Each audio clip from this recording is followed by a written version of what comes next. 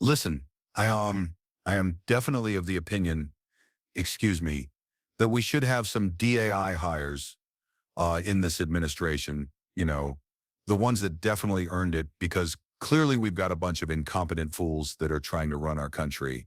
And actually, they are running our country. They're running it straight into the ground. As as much as Trump and Republicans hate to accept it, we are still a country with laws. And when you break them, there are consequences. Buckle up, folks. It's about to get explosive. Jasmine Crockett is off the leash and going full throttle on JD Vance and the Trump circus. The lies. Oh, they've officially crossed the line. And when the truth's on the line, Crockett doesn't play nice. She comes out swinging. If you thought American politics had already hit peak chaos, think again. She's dropping truth bombs so fierce they'll make you question everything you thought you knew. This isn't just a takedown, it's a political demolition. The lack of cohesiveness on that side is why this has been the most unproductive Congress. People all over X and everything is like, well, they don't deserve anything. They're so unproductive. Let me tell you, the people that y'all keep putting in charge are the reason that we are unproductive. Because they don't understand how to govern.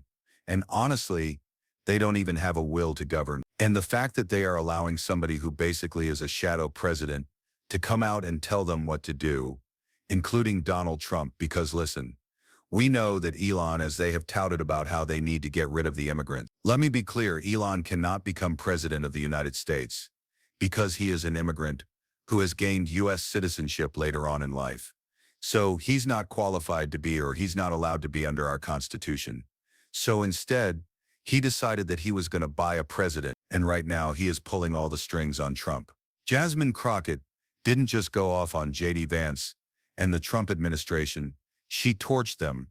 When it comes to exposing lies and untangling the chaos of modern politics, Yasmin's not just in the fight, she's leading the charge with enough fire to power a small city.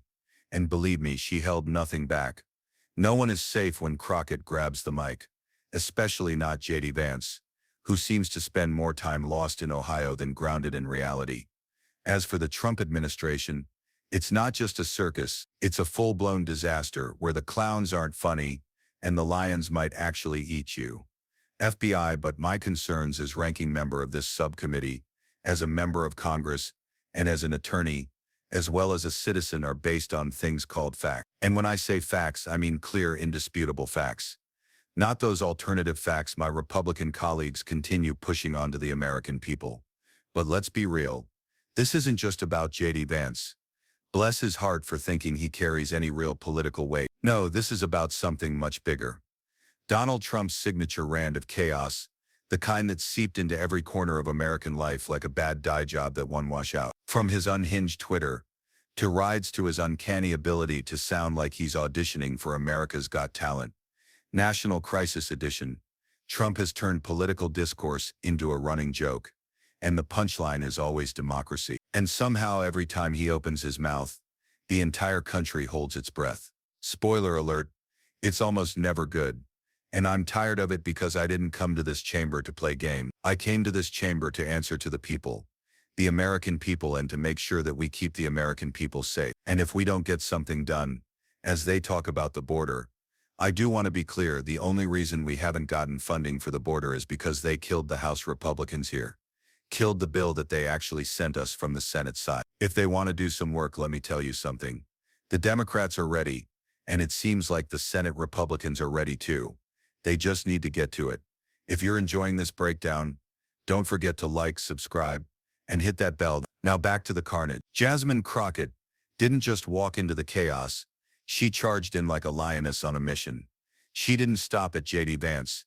She dragged Trump and his entire circus of lies, gaslighting, and political theater straight into the spotlight. And let's be honest, Trump's got more skeletons in his closet than a haunted house. The only difference, his skeletons don't even try to hide. But also, when it comes down to like Trump being able to pick talent, let's just do a quick evaluation. I mean, when we look at Rudy Giuliani, I know that Rudy Giuliani has lost everything from his law license to his money, to his dignity. Heck, he was even losing, his hair dye. Okay, like he has lost everything along with any other lawyer that's ever associated with him. And so now we get to JD Vance, when he picks a VP running mate, And he also picked another loser, right? Like, because now the single cat ladies are coming for their ticket. Like, I mean, this guy is a loser. And I just need America to step up one more time and remind him, just like they reminded him 4 years ago, that he's a loser and he is only good for entertainment. But when it comes to running this country, we need someone who is. Here's a fun fact. Trump doesn't need a strategy. He just lives every day like a starring in a reality show called Watch Me Wreck Democracy. Each week, a new episode of chaos, confusion. And what the hell did he just say? That's the clown show Jasmine Crockett had to deal with. And let's be clear, she didn't just throw shade at his failed attempts at governing. She punched it square in the face with the grace of a wrecking ball. The second Jasmine calls out Trump, you know, it's about to go down like a heavyweight showdown between someone who speaks the truth and someone who thinks word salad is a form of policy. And when the truth hits too hard, Trump pulls out his tired old playbook. Deny, deflect, pretend nothing happened. But Jasmine's not playing along.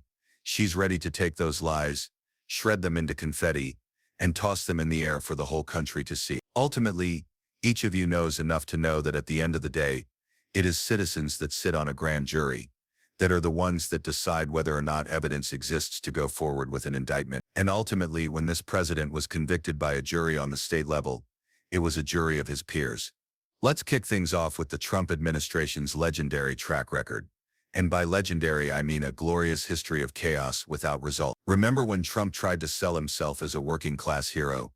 Yeah, it was like watching the CEO of a failed reality show pretended to run a country. His promises were as hollow as his grasp of basic economics. Did he create jobs? Sure, just not for the people who actually needed them. He handed out tax cuts to the rich, like candy at a billionaire's birthday party, and had the audacity to call it a win for the little guy. That's not policy. That's like handing a starving man a cookie and calling it dinner. And that's where Jasmine Crockett steps in with the receipt. She calls out the BS, like a fed-up teacher in a classroom full of delusional students who think they've mastered U.S. history, but can't name a single president besides Trump. She lays it out plain and simple. Trump didn't save the middle class. He sold them out. Can tell you one thing that is crumbling for the city of D.C. was that continuing resolution that defunded approximately $1 billion from them. But I will focus on today's hearing. The Republicans' recklessness and chaotic approach to reducing the size of government has shown us what we've already known. Concepts of a plan don't work. It's not just going to be Democrats who miss out on Medicaid, Medicare, and Social Security, or only Democratic veterans who will miss out on their VA benefits. Their approach will negatively impact all Americans. So it's unfortunate that Republicans have taken a seemingly bipartisan issue and included it as part of their scam to subsidize tax giveaway for billionaires. They haven't proposed anything that will improve the efficiency of the government. Instead, they have put the country on a path to a recession and implemented the largest tax increase on Americans in decades through Trump's tariff. This hearing is their latest attempt to try to convince the American people that dismantling public-facing agencies will somehow improve government efficiency. Let me tell you, let's be honest. If you're part of the middle class, Trump probably sees you as the type who can't fold a fitted sheet. So your problem's not worth fixing. But don't worry, he threw some cash at the billionaire class and called it a solution. Problem solved, right? Yeah. Jasmine Crockett's not buying it, and neither should you. Anyone who's followed Trump for more than 5 minutes knows the man can't handle a crisis without looking like he's juggling flaming swords blindfolded on a unicycle. His pandemic response, basically a chaotic episode of Who Wants to Be a Millionaire, except instead of winning cash, the prize was a global health disaster. And his solution? Downplay it. Delay, deny until it was far too late. Let's not forget this is the same guy who told Americans to drink bleach. Because what could possibly go wrong with that advice? You are not concerned. When I walk into Congress every single day, you know why I don't feel away, and why you can't make me doubt who I am, is because I know that I had to work 10 times as hard as they did, just to get into the seat. When you look and you compare me to Marjorie Taylor Greene, or me to Lauren Boebert, there is no comparison, and that is the life that we have always lived. So the only people that are crying are the mediocre white boys that have been beaten out by people that historically have had to work so much harder. This is why they don't want us to have education. This is why they are trying to literally say we won't fund the HBCUs, because they know that if they've already gone after affirmative action And they're saying, you know what, don't allow them to come in to say these PWIS, as we call them, don't allow them to come into these institutions. We know why they created the HBCUC. It was because they wouldn't allow us into the white. Oh, JD Vance here. Remember when he was the poster child for political identity crisis?